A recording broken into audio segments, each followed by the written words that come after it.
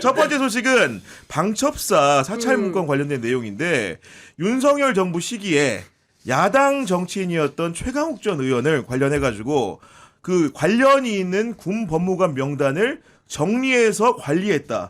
이른바 최강욱 리스트인데 어떻게 보셨습니까? 저는 이제 육사의 반란이다 라는 생각이 좀 들고, 사실 그 군 안에 법무관 출신들이 양심 선언하시는 분들도 왜냐하면 이제 법무 관련된 일을 하기 때문에 위법 소지가 있는 군인이라든가 비리 군인들 많이 적발을 하게 돼요. 군 검찰, 군 판사, 뭐 하여튼 군 법무 관련된 일을 하면서. 네. 그래서 그런 그 선후배 관계가 좀 생길 수 있고, 제가 알기로도 그 양심 선언이나 뭐 문제 제기를 해가지고 군 법무관 하다가 피해 본 분들이 꽤 있어요. 지금 뭐 대형 로펌에서 일하는 분도 있고, 뭐 우리가 잘 아는 박지훈 변호사도 이제 군 법무관 출신이고 뭐 이렇지 않습니까? 김정민 변호사도 마찬가지고. 그래서 의미 있는 역할들을 많이 하는데 유독 최강욱이라는 민간인을 찍어서 그러니까요. 예, 법무법인 청맥을 중심으로 해서 그림을 그리려고 했다라는 것은 이 경우에 따라서 뭐 간첩 사건 만들려고 했던 거야? 조직 사건, 그죠? 네, 뭐 네. 무슨 그 옛날에 우리 운동권들 무슨 자주대오 이런 그런 사건들, 조직 사건 만들듯이 뭐 그런 거를 획책했었나? 왜냐하면 방첩사에서 만들었거든요, 이 문건을. 그렇기 때문에 이거 대단히 불순한 의도가 있다라고 네. 의심이 되고, 실제 군대 안에 수많은 내란 그 협력 세력들이 여전히 잔존하고 있습니다. 무인기 관련해서도 맞아요. 예, 네. 얼마나 우리가 지금 아직까지도 제대로 규명이 안 된 게, 정보사가 이재명 정부 때에도 그들을 지원했던 걸 우리가 지지난주 방송에서 다루지 않았습니까? 그런 측면에서 살펴보자면 이 방첩사의 이 민간인 사찰 문제는 네. 그냥 넘길 수는 없다. 물론 JTBC에 누가 줬는지는 알 것 같아요.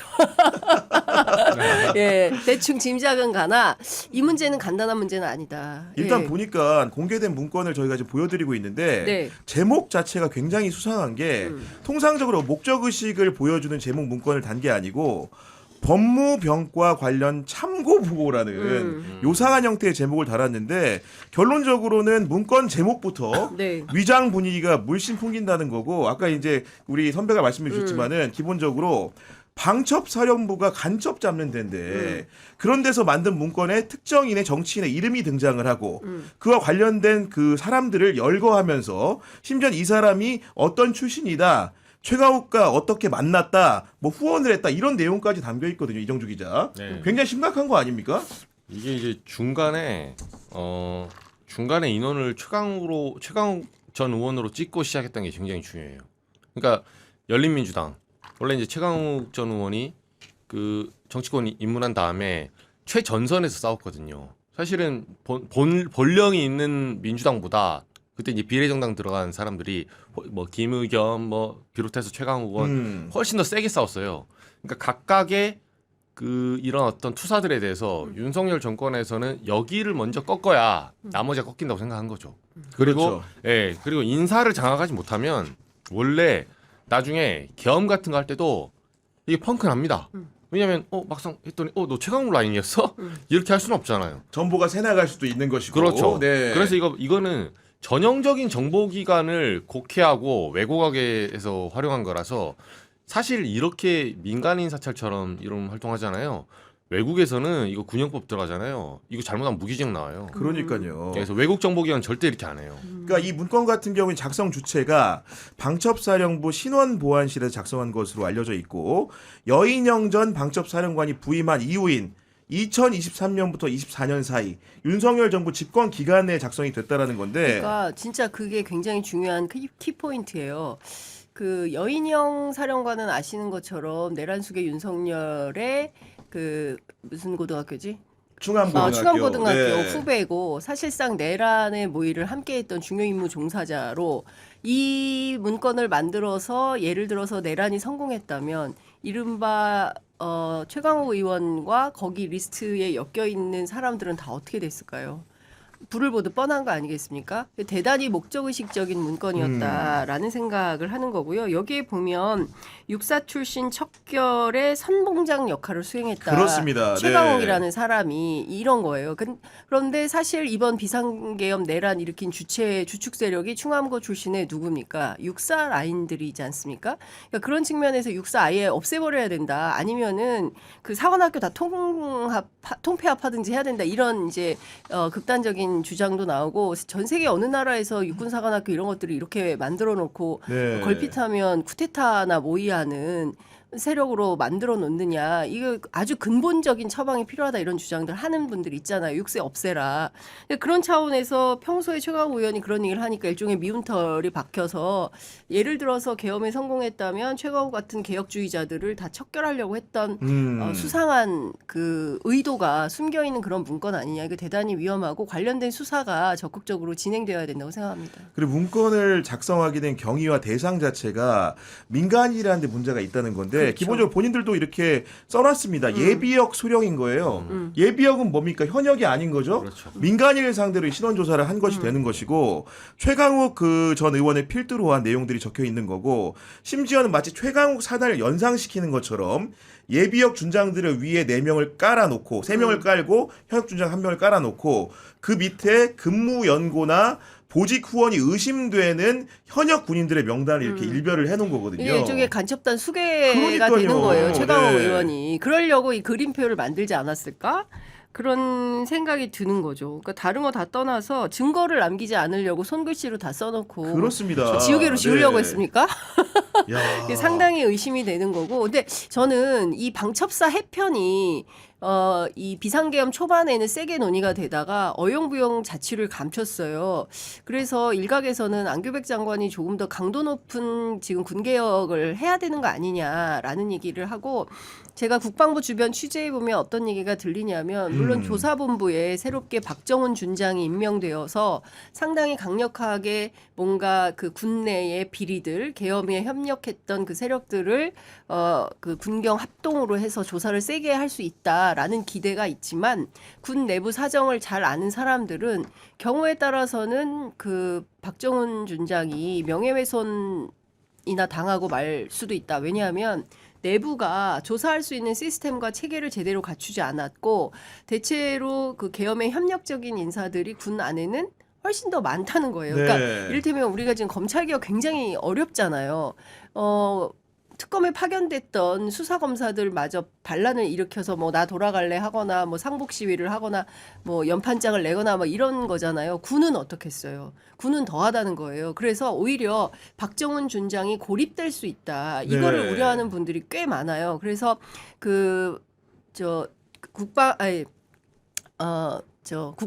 국방이고 정보위 간사하는 박선원 의원. 박선원. 네. 죄송합니다. 많이 알려드립니다 지금. 얼굴만 떠오르고 이름이 생각이 안 나네. 죄송합니다. 50대 깜빡. 네. 이 박선원 의원 어떤 얘기를 하냐면 아예 직을 걸고 명예를 걸고 끝장을 본다는 자세와 각오와 기계로 시작을 해라. 그렇지 않으면 오히려 당신이 되치기 당할 거다라고 세게 엄포를 놓고 있어요. 저는 이 사건 제대로 수사해야 된다고 봅니다. 이정주 기자 이 문건을 전반적으로 살펴보면은 좀 어떤 생각이 듭니까? 저는 특히 아까 말한 대로 이 한자로 예비역 소령이라 써 있잖아요.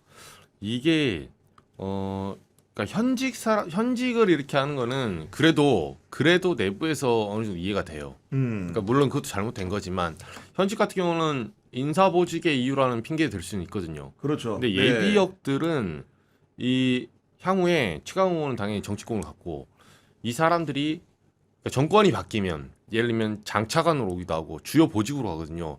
이거 전체를 지금 씨를 말리겠다는 거예요. 그리고 이제 민간인 사찰을 이제 당해본 사람들은 특히나 이제 지금은 군 내부에서 이런 거를 굉장히 없어진지 알잖아 사람들은. 사실 방첩사 이런 걸 뭐 하는지도 몰라요 일반인들은.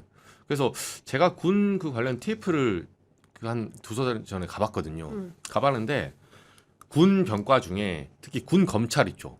군 검찰. 네, 군 검찰 있고 군 수사 쪽 있잖아요. 네. 이제 이거는 외부에서는 잘 모르는데 내부에서는 이제 군법무 군 검찰 요 집단이 하나 있고 그게 육해공군이 따로 있어요.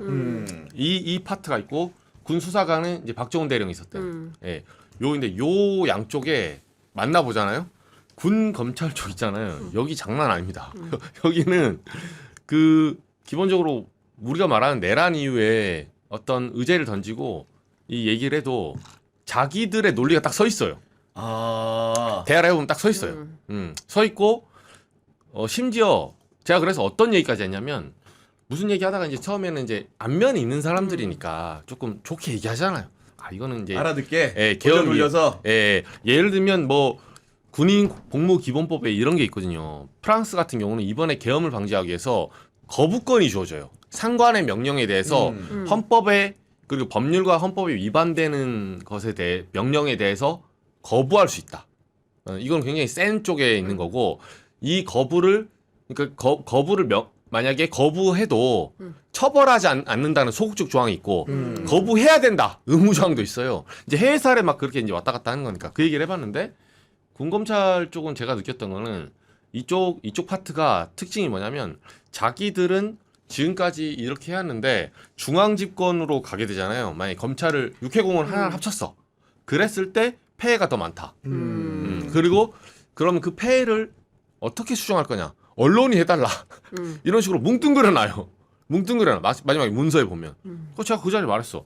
아니 내가 언론인데 진짜 우리 언론을 더 못했다면 내가 할 말은 없지만 최상병 내가 내성천만 4번 내려갔다. 근데 여기 있는 분들 있잖아요. 솔직히 계엄 성공했으면 지금 어디 있을 것 같냐고.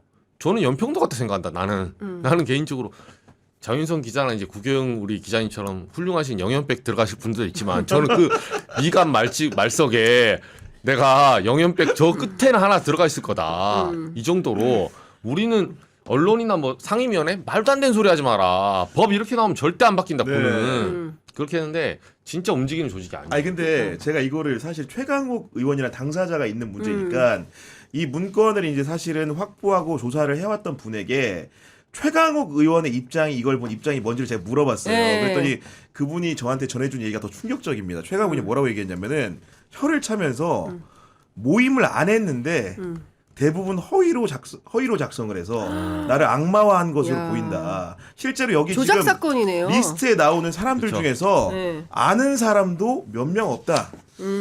그러면서 이제 그러면은 아마도 최강욱 의원이 짐작하는 이들의 범행 동기는 무엇인가 간단하게 설명을 했다고 합니다. 기본적으로 비육사 출신들을 제거하려고 했던 것 같다. 그러니까 육사 출신들이 최강욱이라는 도구를 발명해가지고 비육사 출신 법무관들이 일거에 제거하기 위해서 만든 문건으로 추정이 된다라는 게 최강욱 전 의원의 판단이라는 겁니다. 육사의 나라를 만들려고 했네요. 네. 그러니까 비상계엄을 통해서 예를 들면 윤석열 스스로 왕이 되려고 했던 것처럼 군 안에서 육사 순혈주의, 네. 육사 이외의 다른 비육사 출신들은 그 어떤 보직이라든가 승진이라든가 혜택을 그렇죠. 네. 계급의 이런 거 절대 주지 않겠다. 뭐 이런 자기들끼리 해먹겠다 이런 거잖아요. 그러니까요. 네. 이게 되게 그러니까 21세기에 감히 상상하기 어려운 일을 여전히 군대 안에서는 하고 있는 거다. 이게 그 증좌라는 게 사실은 보면은 이게 소제목이 2개가 있거든요. 예. 2번은 최강욱 리스트인 거고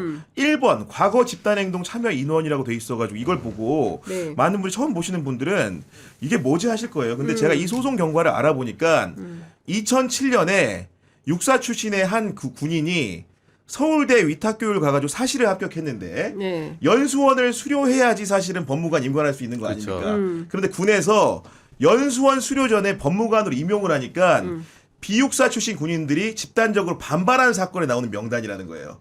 그러면 1번부터 2번까지 짜임새 있게 이해를 하면 결국은 네. 육사 출신 인사들이 비육사 출신을 탄압하기 위해서 이런 문건을 활용하려고 한 게 아니냐라는 의심이 많이 들 수밖에 없는 상황인 겁니다. 이게. 아니 근데 너무 웃긴다. 현역일 때는 복무 동정이 육사 출신 척결의 선봉장 역할 수행을 하고 네. 전역 이후에는 법무 출신 줄 세우기 및 병과 인사 개입했다라는 거잖아요. 그러니까 현역일 때는 육사 몰아내는데 그 앞장서서 띠매고 다니고 이후에는 저 병과 인사에 계속 개입하면서 그 군대 안에 네. 이제 법무라인에 줄 세우기를 하는데 그 수괴가 바로 최강욱이다. 내가 보기엔 이거는 간접단 사건을 만들려고 완전 했는데 기획 사건을 하나 만들려고. 그렇죠. 근데 허위 날조라는 거잖아요. 여기 아는 사람도 실제로 없고. 아는 사람 몇 명 안 된다는 거고 최강욱 전 의원의 이런 모임 한 그 적도 얘기는 없고. 이런 모임 자체도 없었는데 있는 것처럼 착시 현상을 일으키는 문건이라는 거예요. 그렇다고 한다면은 진위를 따져서 그것마저 아니라고 한다면은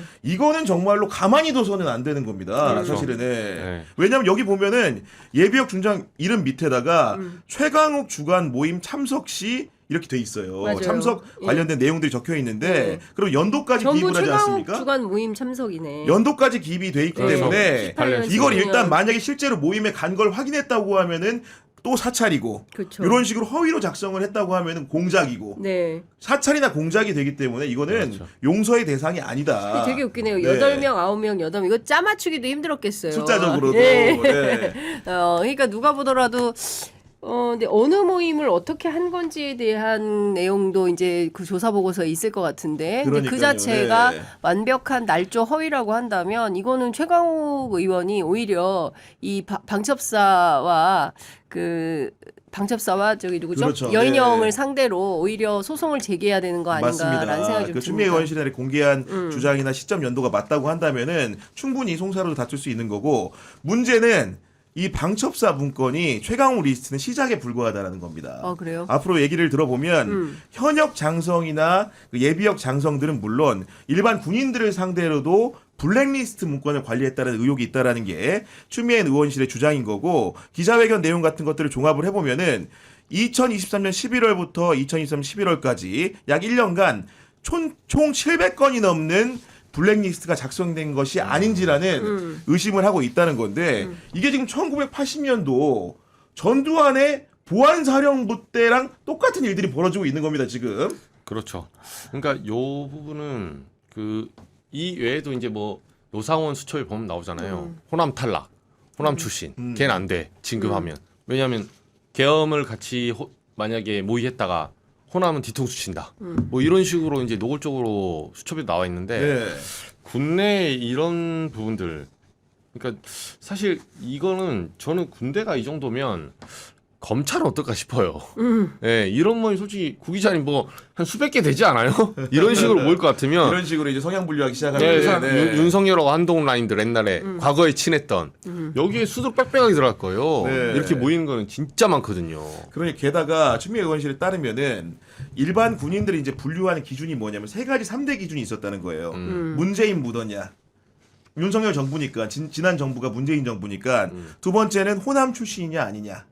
세 번째는 민주당 성향이냐 아니냐를 따졌다는데 정말 예를 들면 이런 거라는 거예요. A 대령은 업무 능력이 뛰어나지만 문재인 정부 때 청와대 행정관 재직했으니까 예를 들면 진급이 제한된다는 식이라는 거. 이런 식으로 만약에 사람들을 등급을 나누고 그렇죠. 블랙리스트를 작성을 했다고 한다면은 이건 정말로 어떻게 보면은 한번 불법이 됐기 때문에 이런 역사적 과오가 반복되지 않을 거라고 믿었는데 그런 신뢰를 와장창 깨트린 일 아닙니까? 그렇죠. 그러니까 전두환 군부 독재를 넘어서 1987년 6월 항쟁 이후에 상당히 민주화가 됐다고 생각함에도 불구하고 윤석양 이병이 폭로를 했어요. 예? 민간인 사찰 문제를. 근데 21세기에 그것도 불과 2023년이면 몇 해 전에 이런 일들을 꾸몄다는 건데 저는 블랙리스트 하면 진짜 끔찍합니다. 그러니까, 네. 예, 이명박 정부 때 블랙리스트 만들어서 문학의 블랙리스트 때문에 얼마나 많은 분들이 고초를 겪었습니까? 뭐 제가 보기에 윤석열 때도 있었을 것 같아요. 그러니까 뭐 저같이 정말 미관 말직에 해당하는 그 프리랜서 방송 출연하는 기자조차도 출연하는 것에 대해서 저하고 못하게 하고 그렇죠. 뭐 지금 이 순간도 뭐 없어요. 그리고 뭐 나오지 않았으면 좋겠다라고 이제 음으로 양으로 이제 얘기를 하고 뭐 결국 뭐 이런 건데 군대 안에서 또 민간 영역에서 도대체 내란 속에 윤석열이 꿈꾸는 나라는 어떤 것이었는지가 더 명징하게 드러나는 순간인 것 같고 네. 저는 더 끔찍한 것은 블랙리스트 만들어서 뭐 사찰하고 그다음에 이 최강욱 의원을 중심으로 해서 뭐 조직 구도를 만들고 예를 들어서 다 잡아가서 그다음에 어떻게 했겠어요? 고문하지 않았겠습니까? 자백하라고. 그랬을 때 그 박선호 의원이 폭로했던 그 문건에 따르면 자백 유도제 등을 포함해서 주사 약물 같은 걸 통해서 원하는 진술을 끌어내려고 했던 거다. 지난주에 그 얘기했던 것처럼 그런 거 생각하면 진짜 나라가 끔찍해질 뻔했었구나라는 생각을 지울 수가 없고 이제라도 이 문제에 대해서는 다시 들여다봐야 되는데 네. 특히나 저는 호남 출신이 무슨 죄인입니까? 야, 그러니까요. 민주당 성향이면은 뭐 군안에서 승진하면 안 돼요? 문재인 전 대통령에 대해서 지지 응원하면 이 사람은 군안에서 핍박받아야 됩니까? 이런 일로 평가해야죠. 일로. 네. 일을 얼마나 잘하는지 예? 그리고 얼마나 근무 성적이 뛰어난지 이런 걸로 평가를 해야지 문재인, 호남, 민주당 이걸 키워드로 해가지고 사람들을 편을 가르고 끊임없이 갈라치기를 했을 거 아닙니까? 지금 여론지형이 왜 이러나 생각해보면 역시 이런 문제들하고 결부가 되어 있었던 것은 아닌가 싶은 생각마저 듭니다. 그리고 일설에는 국방부 출입기자단 성향 분석 문건이 있다는 얘기도 있고 거기에 진짜? 더해 그런 얘기도 지금 나오고 있는 상황이고 와. 거기에 더해가지고 그 광주나 순천 같은 호남 지역 특정 고교 출신 현역 군인 목록 이런 것도 있다라는 의혹 제기를 민주당의 의원실에서 지금 하고 있는 상황이고 아마도 추가적으로 네. 자료가 확보되는 대로 오늘 또 나오겠네요. 공개가 되지 않을까 싶은데 기본적으로 이제 지역을 가지고 이렇게 차별하는 행위 사실 이정주 기자도 만약에 국방부 출입기자에 계셨다고 한다면은 이런 분류 기준에 의거하면은 정말 악질 기자거든요. 네. 네. 여기서 거의 뭐 지금 한동훈 단계급 기조 돼야죠. 네. 거의 뭐 쳐 죽여야 되는 좌표 지켜가지고 맨날 저만 따라다녀요. 그리고 제가 늘 하는 말인데 이제 단계 포함해서 진실에 눈을 뜨셔라. 나는 한동훈 전 대표님 뭐니 관심이 없다. 진실을 향해 가는 건데 제가 국방부 출입해 알잖아요. 네. 2017년에 제가 출입해 왔는데 이 리스트 제가 보진 못했는데 100% 있어요. 100% 있습니다. 네, 왜 있냐면 네. 거기 이제 국방부가 이제 출입해 보시면 알겠지만 이 국방부가 진짜 힘이 센 출입처예요. 그러니까 기자들이 힘이 센데요. 거기가 기본 출입 경력이 25년 이렇게 돼야 취재 좀 했네. 베테랑들. 네. 근데 무슨 15년 차니 8년 차니 다 주니어야. 니들끼리 뭐 하냐. 약간 이런 분위기라서 저는 편했어요. 저는 5년 차였거든요, 당시에. 네. 걔가 가봤는데 점심시간에 처음에 가면 밥 먹을 사람이 없잖아요. 그럼 국방부 안에 덩그러니 있는데 밥 먹을 사람이 없어서 그냥 점심 때 기사 쓰고 있으려면 슬 옵니다, 누가. 그게 6회 공군마다 그 공보팀이 있거든요. 공보팀이 와서 뭐 이장님 식사 좀 하시죠. 뭐 식사했어요. 앞에 갈비탕 먹으러 가자고. 그래서 이제 식사하고 이렇게 하는데 했던 요새 취재 뭐 하냐부터 시작해서 6회 공군 홍보팀이 공보팀이 3개로 나눠져 숫자가 엄청 많아요. 그렇구나. 해병대까지 이거 일주일에 월화수목 한 명씩만 먹어도 4명이거든요. 근데 제가 뭘 봤냐면 언제 한번 저한테 문자 보내다 나한테 잘못 보낸 거야. 이정주 몇 년생 고향 어디인데 아, 진짜로? 카톡을 자기 부장한테 보낸 걸 나한테 잘못 보낸 거야. 딱 걸렸네. 그러니까 그 막 네. 써 있어요. 성향도 있어 성향? 네. 성향도 있죠. 야. 성향 뭐 이렇게 예를 들면 굉장히 공격적인 예를 들면 저한테 뭐 예를 들면 쓰지도 않을 거 틀린 기사 얘기는 아니네. 네. 그래서 지글 자주검. 그래서 제가 정확하게 이건 맞다. 네, 이건 허위 사실이 아니구나. 그래서 그런- 제가 놀랐어요. 은퇴 선언을 반복적으로 한 번. 네. 내지는 이런 거. 제가 가장 기분 나빴던 멘트 중에 하나는 기사 쓰지도 않을 것도 취재함. 아니 내가 술 취한지 지가 어떻게 합니까? 내가 분명 보고 좀 해줘야겠다. 매불쇼 나가더니 기고만장해지. 이런 거좀 있죠.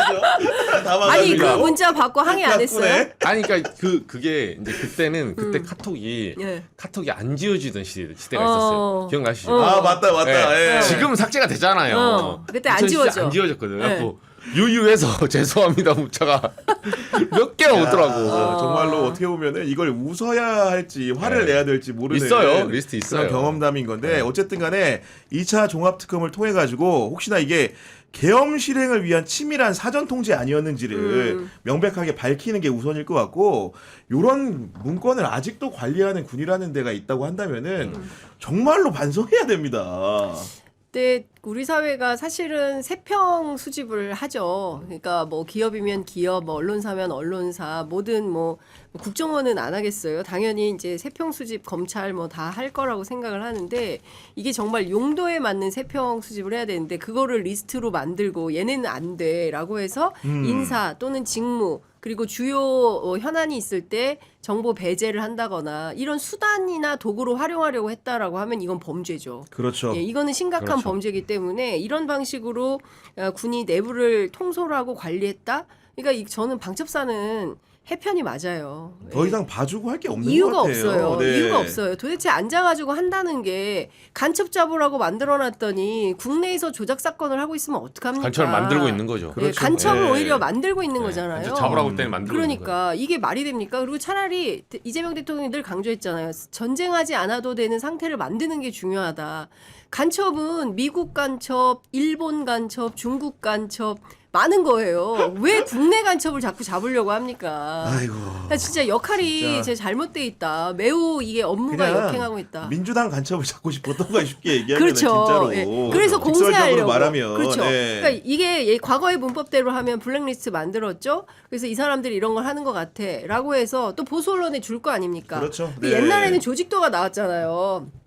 간첩단 사건 그죠. 기자회견하고 국정원에서 막 안기부에서 증거 자료랍시고 다 내고 나중에 알고 보면 전부 허위 사실이고 이런 과거의 작태를 지금도 반복하고 있다. 이 구습을 어떻게 끊어낼 거냐. 방법은 없다. 조직 그냥 없애버리는 거 말고는 다른 방식은 없겠다는 생각이 좀 듭니다. 그러니까요. 강력하게 네. 하지 않으면 또 스멀스멀 또 살아옵니다. 왜냐하면 조직은 끊임없이 자기 생존 본능이 있기 때문에 확실히 이번에 척결하지 않으면 또 합니다. 이 사람들. 네. 블랙리스트 우리가 2, 3년 있다가 또 이 얘기할 수도 있어요. 정말 중차대한 문제니까요. 종합특검에서 제대로 된 수사를 통해서 일벌백계를 해주시길 바라는 바이고